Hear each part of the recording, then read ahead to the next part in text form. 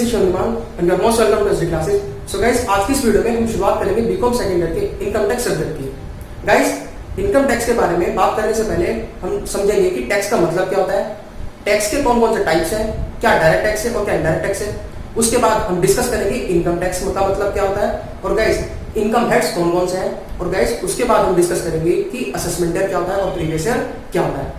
तो गाइस, अगर आप मेरे चैनल पर नए हैं तो प्लीज चैनल को सब्सक्राइब कीजिए और बेल आइकन को प्रेस कीजिए।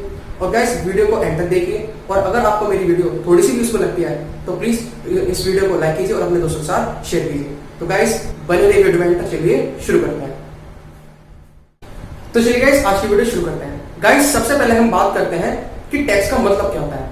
गाइस, जैसे कि हम सभी जानते हैं कि किसी भी कंट्री को चलाने का जो काम होता है वो उस कंट्री की गवर्नमेंट का होता है। गवर्नमेंट ही होती है जो उस देश की पब्लिक है, उस कंट्री की पब्लिक है, उसको सर्विस प्रोवाइड कराती है, उस देश को चलाती है। तो गाइस जाहिर सी बात है, गवर्नमेंट को देश को चलाने के लिए, पब्लिक को सर्विस देने के लिए पैसे की जरूरत होती है। तो गाइस उस पैसे को गवर्नमेंट जो उस देश की पब्लिक है उसी से ही वसूल करती है टैक्स के रूप में, जिससे कि पैसे का अरेंजमेंट हो सके और वो सर्विस प्रोवाइड करा सके पब्लिक को। ओके गाइस, तो कहने का मतलब यह है कि हम लोग ही हैं, मतलब आम पब्लिक ही है जो अपनी इनकम का एक हिस्सा गवर्नमेंट को देती है, जिससे गवर्नमेंट देश को चला सके और देश की पब्लिक को सर्विस प्रोवाइड करा सके। ओके गाइस, तो टैक्स का मतलब क्या होगा?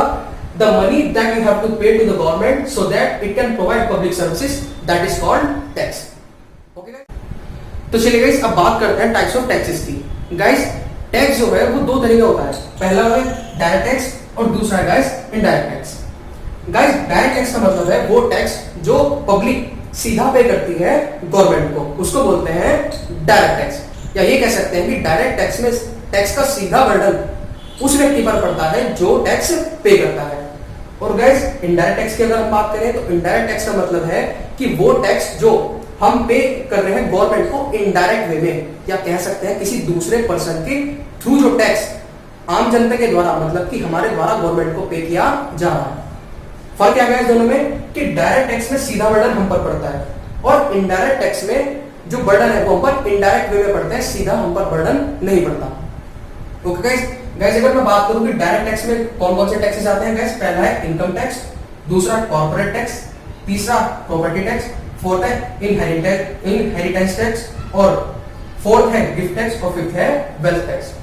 ये है गाइस डायरेक्ट टैक्स जो हमें डायरेक्टली गवर्नमेंट को पे करना होता है। और गाइस अगर हम बात करें इनडायरेक्ट टैक्सेस की तो गाइस इनडायरेक्ट टैक्स पहला है वैट, दूसरा CST, service tax, central excise और कस्टम ड्यूटी। और ये गाइस टैक्स है नहीं, ये टैक्स थे। ये गाइस अब ये टैक्स नहीं रहे, इनकी जगह अब एप्लीकेबल हो चुका है जीएसटी, जिसको बोलते हैं गुड्स एंड सर्विस टैक्स, जो एप्लीकेबल हुआ था गाइस 1 जुलाई 2017 से। 1 जुलाई 2017 से जो गाइस इनडायरेक्ट टैक्सेस थे वो ये सब लगते थे, बट 1 जुलाई 2017 से ये सब बंद हो गए, इनकी जगह पर जीएसटी आ गया, जिसको बोलते हैं goods and service tax. Okay guys, सबसे पहले मैं आपको इनडायरेक्ट टैक्स थोड़ा सा और एक्सप्लेन करता हूं। गाइस जैसे कि गाइस इनडायरेक्ट टैक्स जो है वो मेनली रिलेट करता है गुड्स और सर्विस से, मतलब कि जब भी हम, मतलब कि आम पब्लिक कोई भी गुड्स या कोई भी सर्विस खरीदने जाते हैं तो हम गाइस उस पर टैक्स पे करते हैं। चाहे आप गाइस जैसे आप कोई मॉल से कोई गुड्स खरीद के लाते हैं, उसमें आप बिल में देख लेना कि वहां पर जीएसटी आपको जुड़ा हुआ मिलेगा। ओके गाइस, जो आप टोटल अमाउंट पे कर रहे हो उसमें उसके साथ ही आप टैक्स पे कर रहे हो। कौन सा गाइस? जीएसटी, या कह सकते हैं इनडायरेक्ट टैक्स। तो गाइस इनडायरेक्ट टैक्स जो रिलेट करता है वो गुड्स और सर्विस से करता है। जब आप कोई गुड्स खरीदने जाते हो, जैसे कि आप कोई इलेक्ट्रॉनिक आइटम लेने गए, लाइक वॉशिंग मशीन या फ्रिज वगैरह आप लेने गए, तो आप उसमें बिल में देख सकते हैं कि वहां पर आपका जीएसटी जुड़ा हुआ होता है। दूसरा गाइस, अगर आप कोई सर्विस लेने जाते हैं, सर्विस जैसे कि आपने कोई इंजीनियर की सर्विस ली और किसी डॉक्टर की सर्विस ली या किसी आर्किटेक्ट की सर्विस ली, तो आप गाइस उसके बिल में देखेंगे कि नीचे जीएसटी जुड़ा हुआ होता है और वो होता है गाइस सर्विस प्रोवाइडर। तो जब आप किसी से गुड्स खरीदने जाते हैं या किसी सर्विस प्रोवाइडर से सर्विस लेने जाते हैं तो आप उनको टैक्स पे करते हैं और वो टैक्स फिर गवर्नमेंट को पे करते हैं, जो आपका शॉपकीपर है और जो आपका सर्विस प्रोवाइडर है, वो फिर आपका जो टैक्स है जो आपने उनको पे किया वे पे करते हैं गवर्नमेंट को। इसलिए इसको बोला जाता है इनडायरेक्ट टैक्स, क्योंकि आपने पहले टैक्स पे किया गुड्स बेचने वाले को या सर्विस प्रोवाइडर को, और इन्होंने टैक्स पे किया गवर्नमेंट को, इसीलिए इसको बोला जाता है इनडायरेक्ट टैक्स, क्योंकि यहाँ पर आपने जो टैक्स है वो डायरेक्टली गवर्नमेंट को पे नहीं किया। ओके, और गाइस डेली रूटीन में न जाने कितनी चीजें खरीदते हैं जिनमें आप टैक्स पे करते हैं और हमें पता भी नहीं लगता, मतलब कि इसका बर्डन हमारे जो बर्डन है वो हमें सीधा फील नहीं होता, इसलिए इसको बोलते हैं गाइस इनडायरेक्ट टैक्स। और गाइस डायरेक्ट टैक्स क्या होता है, जिसमें बर्डन जो है सीधा हम पर पड़ता है पे करने वाले पर, मतलब कि हम डायरेक्टली गवर्नमेंट को पे करते हैं। ओके गाइस, चलिए अब बात करते हैं गाइस मेनली इनकम टैक्स की, क्योंकि यही हमारा सब्जेक्ट है जो है बीकॉम सेकंड ईयर में पढ़ना है। तो चलिए गाइस अब इसके बारे में बात करते हैं। तो चलिए गाइस अब बात करते हैं इनकम टैक्स की। गाइस जैसा कि इसके नाम से ही शो होता है इनकम टैक्स, मतलब कि इनकम पर लगने वाला टैक्स। मतलब है गाइस कि कोई भी व्यक्ति, कोई भी पर्सन पूरे साल में जो भी पैसा कमाएगा, जो भी इनकम अर्न करेगा, उस पर उसे टैक्स पे करना होगा गवर्नमेंट को, जिसको बोलते हैं इनकम टैक्स। और गाइस इनकम टैक्स हम डायरेक्टली गवर्नमेंट को पे करते हैं, इसीलिए इनकम टैक्स आता है डायरेक्ट टैक्स के अंडर, या कह सकते हैं कि इनकम टैक्स को बोला जाता है कि ये एक डायरेक्ट टैक्स है। ओके गाइस, और गाइस एक बात और गाइस कि जैसे कि आपने 12th क्लास में पढ़ी पार्टनरशिप और कंपनीज अकाउंटिंग में आपने पढ़ी है, तो गाइस पार्टनरशिप जब हम पढ़ते थे तो वहां पर रूल्स एंड रेगुलेशंस जो फॉलो करते थे हम पार्टनरशिप अकाउंटिंग करते वक्त, वो करते थे गाइस पार्टनरशिप एक्ट 1932 के। और गाइस जब हम कंपनीज अकाउंटिंग करते थे तो वहां पर जो रूल्स फॉलो करते थे वो फॉलो करते थे कंपनीज एक्ट 2013 के। ऐसे ही गाइस जब हम यहाँ पर इनकम टैक्स पढ़ेंगे तो गाइस यहाँ पर भी कुछ रूल्स एंड रेगुलेशंस फॉलो किए जाएंगे, और गाइस वो हमें बताए गए हैं इनकम टैक्स एक्ट 1961 में। ओके गाइस, तो यहाँ पर जब हम जो भी यहाँ पर जब मतलब कि इनकम टैक्स में जब भी हम किसी पर्सन की, किसी भी व्यक्ति की उस इनकम को कैलकुलेट करेंगे जिस पर टैक्स दिया जाना है या किस तरीके से टैक्स दिया जाना है, उसकी इनकम में क्या जोड़ना है, क्या घटाना है, ये सब हम कौन से रूल्स को फॉलो करके करेंगे, जो हमें बताया गया है इनकम टैक्स एक्ट 1961 में। ओके गाइस, और गाइस जो हमारा इनकम टैक्स एक्ट 1961 है वो गाइस एप्लीकेबल हुआ था इंडिया में 1 अप्रैल 1962 से। और गाइस इनकम टैक्स में किसी भी व्यक्ति की टैक्सेबल इनकम, मतलब कि वो इनकम जिस पर उसे टैक्स देना है, उसकी कैलकुलेशन गाइस उसकी इनकम को 5 हेड्स में डिवाइड करके की जाती है। गाइस कौन कौन सा वो हेड्स है, आइए गाइस देखते हैं। गाइस इनकम हेड्स, सबसे पहला है guys income under the head salary, second है income under the head household property, next है income under the head PGBP. PGBP की गाइस फुल फॉर्म है profit and gains of business and profession.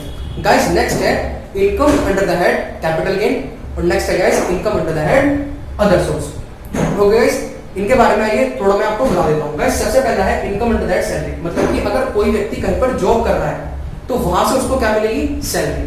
तो वहां पर उसको जो भी बेनिफिट्स एम्प्लॉयर की तरफ से मिल रहे हैं उनको हम कैलकुलेट करेंगे income under the head salary में। ओके गाइस, नेक्स्ट आता है guys income under the head household property, मतलब कि अगर किसी व्यक्ति की कोई प्रॉपर्टी है जो उसने किराए पर दी हुई है, रेंट पर दी हुई है, तो गाइस वहां से उसको क्या हो रही है, रेंटल इनकम, किराए की आय।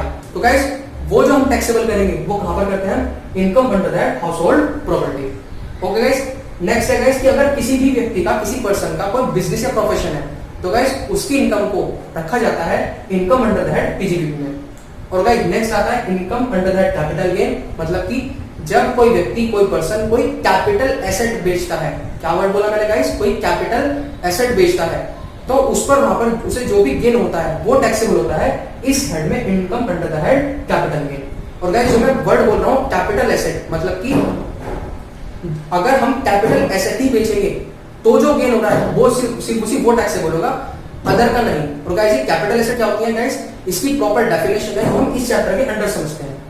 ओके गाइस, मतलब कि सभी की सभी संपत्ति पर बेचने पर जो गेन होगा वो यहाँ पर टैक्सेबल नहीं होता, सिर्फ उसी कैपिटल एसेट्स पर, जो कैपिटल एसेट्स की डेफिनेशन दी गई है उसमें जो एसेट्स आएंगी जब हम उनको बेच रहे हैं वहां पर जो हमें गेन हो रहा है सिर्फ वो यहाँ पर टैक्सेबल होगा। ओके गाइस, और गाइस नेक्स्ट है income under the other source, जो भी इनकम इन 4 हेड में नहीं आ पाई गाइस वो कह सकते हैं हम कहां पर आती है, income under the head other source में। ओके गाइस, और गाइस ये अपने आप में ही प्रॉपर चैप्टर्स हैं, और भी चीजें हैं कि क्या जोड़ना है, क्या घटाना है, मतलब कि इनकम को कैलकुलेट करते वक्त क्या एग्जम्पशंस दी जाएंगी, क्या डिडक्शंस दी जाएंगी। ओके गाइस, तो ये सब हम इसमें सीखते हैं। ओके गाइस, चलिए अब बात करते हैं गाइस कि प्रीवियस ईयर क्या होता है और असेसमेंट ईयर क्या होता है? असेसमेंट ईयर क्या होता है गाइस? प्रीवियस ईयर वो ईयर होता है जिसमें कोई व्यक्ति, कोई पर्सन अपनी इनकम को कमाता है, जिसमें इनकम को वो अर्न करता है, उसको तो बोलते हैं प्रीवियस ईयर। और जस्ट उससे नेक्स्ट ईयर जिसमें उसकी इनकम पर टैक्स लगाया जाएगा, उसको बोलते हैं असेसमेंट ईयर।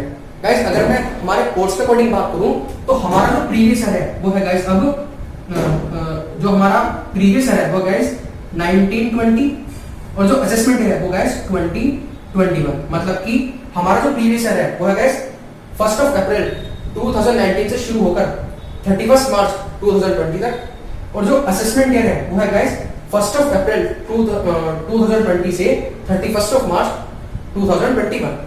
ओके गाइस, मतलब कि जिन लोगों ने इनकम कमाई होगी प्रीवियस ईयर में, मतलब कि 1920 में, उनकी इनकम पर अब हमें टैक्स लगाना है 2021 में। तो आप जब बुक को देखेंगे तो वहां पर आपको असेसमेंट ईयर 2021 लिखा हुआ मिलेगा। क्यों? क्योंकि हमें टैक्स लगाना है। टैक्स मतलब कि जो टैक्सेबल इनकम है उसको कैलकुलेट करना सीखना है और उस पर टैक्स लगाना है। तो इसलिए हमें असेसमेंट ईयर क्या दिया गया होगा 2021, और इनकम कौन सी दी होगी? पिछले साल की, मतलब कि 1920 की। ओके गाइस, और गाइस जो लोग इस साल इनकम कमाएंगे मतलब कि 2021 में, उनकी इनकम कब टैक्सेबल होगी? 21-22 में।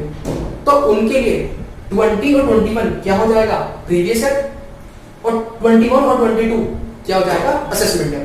ओके गाइस, और गाइस जो प्रीवियस ईयर है इसकी जो डेफिनेशन दी गई है वो गाइस दी गई है सेक्शन 3 में, और असेसमेंट ईयर की डेफिनेशन जो दी गई है वो गाइस दी गई है सेक्शन 2 सबसेक्शन 9 में of income tax act 1961। Guys मैं आपको एक दो चीजें और बताता हूँ, वो हम नेक्स्ट वीडियो में तो डिस्कस करेंगे प्रॉपर वे में, बट उसका थोड़ा सा हिंट मैं आपको अभी दे देता हूँ। गाइस कोई भी व्यक्ति जिसकी इनकम पर टैक्स लगता है और वो टैक्स देने के लिए लायबल है, उसको बोलते हैं एसएससी। उसको बोलते हैं एसएससी, मतलब कोई भी पर्सन जिसकी इनकम पर टैक्स लगता है और टैक्स देने के लिए लायबल होता है उसको बोलते हैं हम SSC, ASSESSEE SSC. Okay guys, और एसएससी की प्रॉपर जो डेफिनेशन दी गई है गाइस वो दी गई है सेक्शन 2 सबसेक्शन 7 में। मतलब कि वहां पर एसएससी के बारे में और भी बातें हैं जो हम नेक्स्ट वीडियो में डिस्कस करेंगे। फिलहाल मुझे इतना बताना था कि कोई भी व्यक्ति जिसकी इनकम पर टैक्स लगता है और टैक्स देने के लिए लायबल होता है उसको बोलते हैं SSC as per section 2 subsection 7। और गाइस कौन? कोई भी व्यक्ति, मतलब कि पर्सन। और गाइस पर्सन को सुनते वक्त एकदम माइंड में आता है कोई इंडिविजुअल, बट गाइस यहाँ पर इनकम टैक्स में पर्सन में की जो डेफिनेशन दी गई है वो गाइस दी गई है एज पर सेक्शन 2 सबसेक्शन 31, जिसमें गाइस और भी चीजें हैं जो पर्सन में इंक्लूड की गई है। मतलब कि और भी चीजें हैं जिनको हम पर्सन की डेफिनेशन में इंक्लूड करते हैं। ओके, तो चलिए गाइस आज के लिए बस इतना ही। अगर गाइस आपको मेरी वीडियो थोड़ी सी भी यूजफुल लगी है तो प्लीज वीडियो को लाइक कीजिए, शेयर कीजिए और कमेंट कीजिए। चैनल को सब्सक्राइब करके बेल आइकन को प्रेस करना मत भूलिएगा गाइस। मिलता है गाइस नेक्स्ट वीडियो में, तब तक के लिए नमस्ते।